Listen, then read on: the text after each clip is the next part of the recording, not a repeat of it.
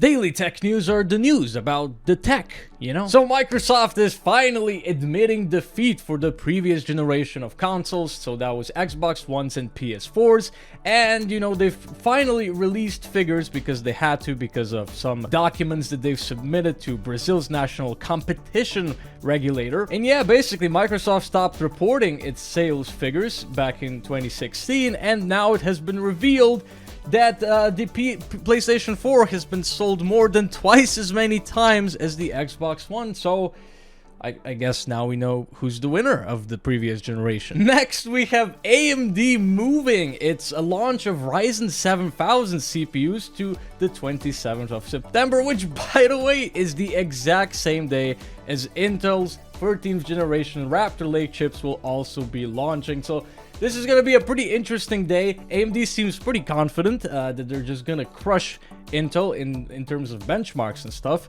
We'll see how it goes, you know. So these are apparently the SKUs that are going to be launching. They are going to be about 15% faster than the previous chips and have a little bit higher boost clocks.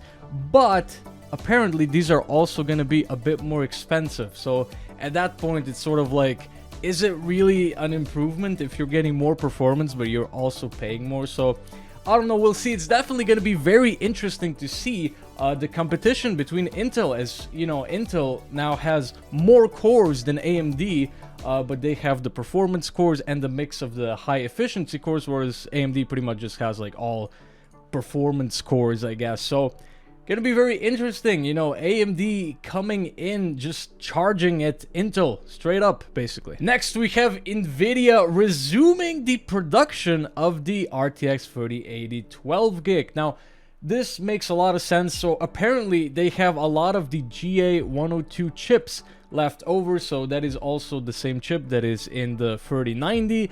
And you know, basically what can happen is when they're making the 3090s, maybe the chip doesn't turn out quite as well, so they can just sort of like downclock it, you know, sort of disable some cores and stuff like that, and boom, you have a 3080. Now this is also not optimal for Nvidia because they just have way too much stock of the higher end cards, because no one's really interested in buying overpriced high-end cars like 2 months before the next generation actually launches. So it is what it is. If the prices could fall more, that would be great.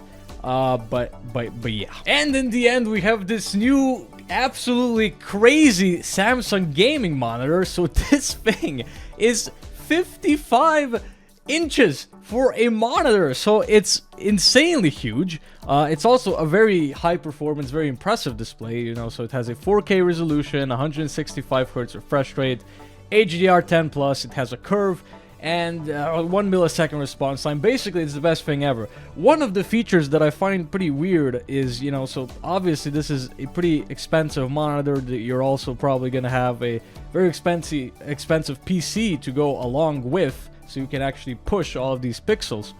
But apparently it also has very impressive sound, as it has like 6 speakers in the display, which is just kind of weird, you know. If you are the kind of person to actually buy this monitor, are you literally actually gonna use the built-in speakers? You know, like it makes no sense, because you can probably get, I don't know, you can spend $200 on standalone speakers and they're probably gonna sound way better anyway. Or you can just get some headphones, like most people, I guess. So this is just a whole new sort of entry into the gaming display space. So many are saying that they like the fact that it's so big and it just like wraps around you.